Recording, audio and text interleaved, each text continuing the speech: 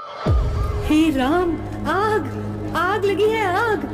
साहब साहब देखो, सामने होटल से धुआं निकल रहा है। आप शांत हो जाइए, मैं देखता हूँ। दिल्ली के गोल मार्केट में 2 जुलाई 1995 के उस रात ने न सिर्फ दिल्ली को बल्कि पूरा भारत को झकझोर कर रख दिया था। कारण जानकर आपके भी होश उड़ जाएंगे। एक लड़की की लाश का जलता हुआ मिलना। आइए जानते हैं कि एक लड़की की लाश आधी रात को किसी रेस्टोरेंट की तंदूर वाली भट्टी में क्यों धधक रही थी। ये बात 2 जुलाई 1995 की है। दिल्ली के गोल मार्केट में रह रहे लिव इन रिलेशनशिप में एक लड़का और लड़की की कहानी है। इस कहानी में बॉयफ्रेंड से प्यार, फिर उस बॉयफ्रेंड की शादी, फिर लड़की को दूसरा बॉयफ्रेंड मिलना और उसके साथ रिलेशनशिप में एक ही फ्लैट पर पति पत्नी की तरह साथ रहना। साथ में रहने वाले बॉयफ्रेंड के मन में शक पैदा होना और इसी शक के चलते लड़की की हत्या कर देना। आइए जानते हैं प्यार में शक किस कदर लोगों पर हावी हो जाता है। इस घटना के मुख्य किरदारों के नाम: सुशील शर्मा, जो दिल्ली में युवा कांग्रेस का एक सुचारू कार्य करता रहता है, फिर कुछ समय बाद वह अध्यक्ष बन जाता है। दूसरा है नैना साहनी, जो उसी यूथ कांग्रेस की कार्यकर्ता थी। और तीसरा था मतलूम करीम। ये सुशील शर्मा और नैना साहनी का दोस्त था, मतलब ये तीनों अपने कॉलेज टाइम से ही दोस्त थे। इसी दौरान नैना साहनी और मतलूम करीम एक दूसरे से प्यार करने लगे। उस वक्त तीनों दोस्त थे और सब एक दूसरे के बारे में जानते थे। सुशील शर्मा और नैना साहनी कॉलेज टाइम से ही यूथ कांग्रेस में कार्य करता थे। नैना साहनी ने कॉमर्शियल पायलट का कोर्स भी पूरा कर चुकी थी। इसी बीच मतलूम करीम की शादी अपने ही समाज के एक लड़की से हो जाती है, लेकिन नैना साहनी को मतलूम से अब भी प्यार था और दोनों लगातार एक दूसरे के टच में थे। फिर समय बीतता गया और सुशील और नैना एक साथ कांग्रेस में कार्य करते रहे। इस कारण हमेशा मिलना जुलना लगा रहता था, जिससे दोनों में नजदीकियां बढ़ी, प्यार हुआ। फिर दोनों ने एक साथ रहने का मन भी बना लिया। फिर सुशील शर्मा और नैना साहनी दिल्ली के गोल मार्केट में एक फ्लैट में रहने लगे। इनके करीबियों का यह भी कहना था कि सुशील और नैना ने शादी भी कर ली थी और सुशील ने नैना से वादा किया कि वो इस रिश्ते के बारे में धीरे धीरे सबको बताते जाएगा।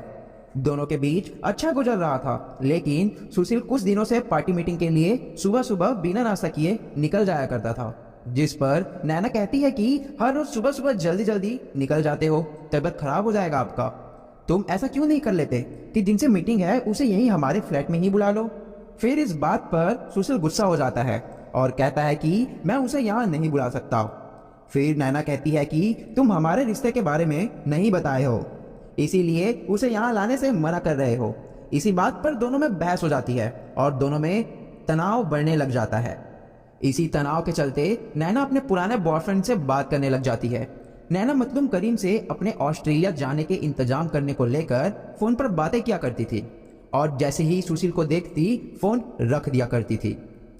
अब सुशील को नैना पर शक होने लग जाता है और मन ही मन जलने लग जाता है कि नैना का किसी और के साथ अफेयर चल रहा है। दोनों एक दूसरे से परेशान थे, लेकिन दोनों में से कोई भी खुलकर नहीं बोल पा रहा था। चिंता चिता के समान होता है। ये दोनों इसी प्रकार के हालातों में जल रहे थे। फिर आती है वो 2 जुलाई 1995 की काली रात और इनके रिश्ते के साथ साथ नैना की जिंदगी की आखिरी रात। सामान्य दिनों की तरह सुशील उस दिन भी अपने पार्टी के काम से बाहर गया था। नैना घर पर थी। अब रात को 10 बज चुका था। इसी बीच सुशील अचानक से घर वापस आ जाता है। इधर नैना एक हाथ में फोन और दूसरे हाथ में वोडका भरा ग्लास था। सुशील नैना को फोन पर बात करते देख लेता है और नैना भी जैसे ही सुशील को देखती है फोन रख देती है और सुशील के लिए एक और ग्लास लाने चले जाती है। सुशील नैना को फोन पर बात करते देख अंदर से बौखला जाता है। फिर सुशील अपने शक को परखने के लिए उसी नंबर पर रीडायल करता है। हेलो हेलो, कौन? ये तो मतलूम करीम की आवाज है। नैना, नैना बाहर आओ। क्या हुआ, क्यों चिल्ला रहे हो? तुम्हारा और मतलूब का अब भी चल रहा है। What? मुझे जवाब दो। I think इससे तुम्हारा कोई लेना देना नहीं होना चाहिए। क्या? मैं पागल हूँ जो हम इतने दिनों से साथ हैं? सुशील, सुशील क्या कर रहे हो? बताओ नैना, तुम क्या कर रही हो? सुशील, गोली चल जाएगी। चुप। उधर से फोन उठाने वाला मतलूम करीम होता है। ये जानकर सुशील आग बबूला हो जाता है और नैना को चिल्लाकर बुलाता है और पूछता है कि क्या तुम्हारा और करीम का अब तक चल रहा है। जवाब में नैना बोलती है इससे तुम्हें कोई मतलब नहीं होना चाहिए। इस बात ने तो जले पर नमक छिड़कने का काम कर दिया था। फिर सुशील तराज से अपने लाइसेंस वाली बंदूक में गुस्से गुस्से में 4 गोलियां लोड करता है और नैना पर तान देता है। नैना बंदूक देखकर घबरा जाती है और मन ही मन नीचे रखने के लिए कह ही रही होती है कि गुस्सा सुशील ने एक के बाद एक 3 गोलियां दाग देता है। पहली गोली नैना के सिर में लगती है तो दूसरी गोली नैना के गले में। इतने में नैना गिरने लग जाती है तो तीसरी गोली दीवार में जा लगती है। नैना के जस्ट पीछे एक बेड होता है। नैना उसी में गिर पड़ती है और तुरंत उसकी मौत हो जाती है। दोस्तों, वीडियो में आगे बढ़ने से पहले मैं आपको बता दूं कि मैं अपने पढ़ाई के साथ साथ कुछ टाइम निकालकर आप लोगों के लिए वीडियो बनाता हूं। वीडियो बनाने में काफी रिसर्च और मेहनत लगती है। टॉपिक ढूंढने में, उसे पढ़ने में और उस पर रिसर्च करने में, फिर रिकॉर्डिंग करना और सबसे ज्यादा मेहनत उसे एडिटिंग करने में। दोस्तों, ये बहुत टाइम टेकिंग और पेशेंस भरा काम होता है। फिर भी मैं आप लोगों के लिए वीडियो बनाता हूं। पर दोस्तों, आप लोग इतने मेरे मेहनत करने के बाद भी चैनल को सब्सक्राइब और वीडियो को लाइक नहीं करते। दोस्तों, प्लीज वीडियो को लाइक और चैनल को सब्सक्राइब जरूर करें, जिससे मुझे मोटिवेशन मिले और मैं पढ़ाई के साथ साथ आपके लिए वीडियो बनाता रहूं। चलिए कहानी की तरफ बढ़ते हैं। सुशील जब नैना को लहूलुहान देखता है तो उसका होश उड़ जाता है और उसके मन में अब क्या करूं ये सवाल से अफरा तफरी मच जाता है।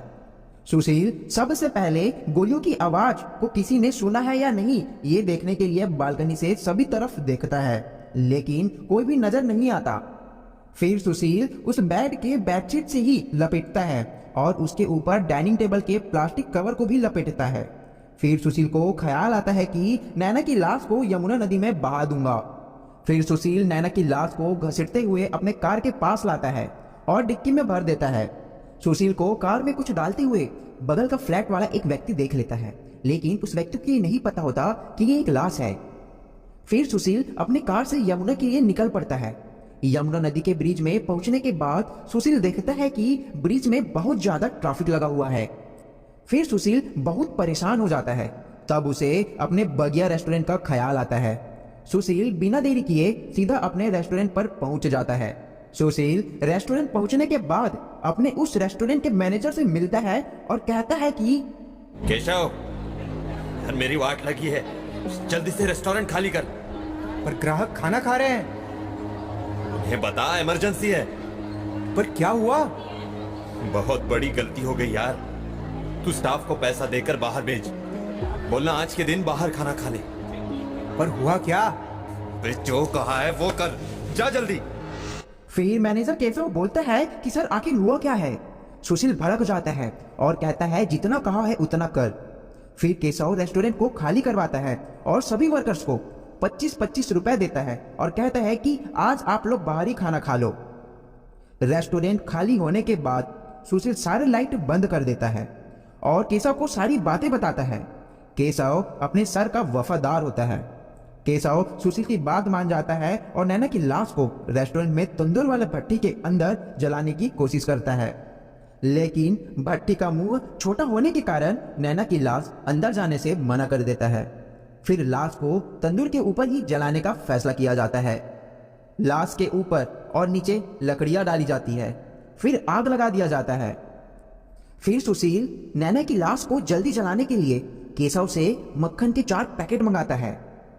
लकड़ी और लाश में आग धधकने लग जाता है और भारी भरकम धुआं उठने लगता है। सुशील किसी को आने से रोकने के लिए रेस्टोरेंट के गेट पर खड़ी हो जाता है और केशव नैना की लाश को जलाने में लग जाता है। तभी रेस्टोरेंट के थोड़ी ही दूर में सब्जी बेच रही एक महिला आसपास के लोगों को बताती है कि एक अजीब सी बदबू आ रही है। तभी वहीं पास 2 पुलिस कांस्टेबल पहुंच जाते हैं। लोग पुलिस वालों को आग के बारे में बताते हैं। फिर एक कांस्टेबल उस धुएं की तरफ जाकर देखता है तो पता चलता है कि ये धुआं तो रेस्टोरेंट के अंदर से आ रही है। कांस्टेबल रेस्टोरेंट के गेट पर खड़े सुशील से पूछता है, ओ भाई, कुछ तो जल रहा है और ये बदबू कैसी? दिखाओ जरा। कुछ नहीं दरोगा जी, पार्टी के कुछ पुराने बैनर और रद्दी जलाने का काम चालू है। चलो दिखाओ जरा। साहब मैं कांग्रेस कार्यकर्ता हूँ। हम नेता जनता के सेवक लोग हैं। आप तकलीफ मत लीजिए, सब ठीक है। सुशील कांस्टेबल को भटकाने की बहुत कोशिश करता है, लेकिन कांस्टेबल इसलिए नहीं मानता क्योंकि लाश के जलने की बू आने लगती है। कांस्टेबल सुशील को साइड करते हुए अंदर घुस जाता है। वहां केशव होता है। केशव भी बैनर पोस्टर जलाने की बात करता है, लेकिन जब कांस्टेबल आग के करीब जाकर देखता है तब दिखाई पड़ता है कि तंदूर में 2 टांग जल रहा होता है, जो कि किसी इंसान के पैर की होती है। थोड़ा और ध्यान से देखता है तो वह एक लड़की की बॉडी लगती है। फिर पुलिस वाला लोगों को बुलाता है। फिर लोगों के साथ मिलकर उस आग को बुझाने लग जाते हैं। सुशील बहुत डर जाता है और वहां से भाग जाता है। तुरंत सभी बड़े बड़े अधिकारियों को सूचना दिया जाता है। फिर लाश का पोस्टमार्टम किया जाता है। पहली बार में पता चलता है कि इसकी मृत्यु जलने से हुई है, लेकिन दूसरी बार पोस्टमार्टम कराने से यह पता चलता है कि मौत गोली लगने से हुआ है और डीएनए टेस्ट से पता चलता है कि यह लाश नैना साहनी का ही है। तब तक सुशील बेंगलोर भाग जाता है, लेकिन ये खबर आग की तरह कई कहानियों के साथ देश भर में फैल जाता है। फिर सुशील का छुप कर रह पाना मुश्किल हो जाता है। फिर 10 जुलाई 1995 को अपने आप को सरेंडर कर देता है और केस चलता ही रहता है। आखिरकार 7 नवंबर 2003 को डिस्ट्रिक्ट कोर्ट के द्वारा फांसी की सजा सुनाई जाती है और लाश को जलाने के लिए जुर्म के केशव को 7 साल की सजा सुनाई जाती है। सुशील के घर वाले सुशील के केस को सुप्रीम कोर्ट में दाखिल करते हैं, लेकिन सुप्रीम कोर्ट ने सुशील की फांसी की सजा को उम्र कैद में बदल दिया। 23 साल सजा काटने के बाद सुशील शर्मा को कोर्ट ने दिसंबर 2018 में रिहा कर दिया। दोस्तों, जेल से छूटने के बाद सुशील शर्मा का क्या कहना है, आप भी सुनिए।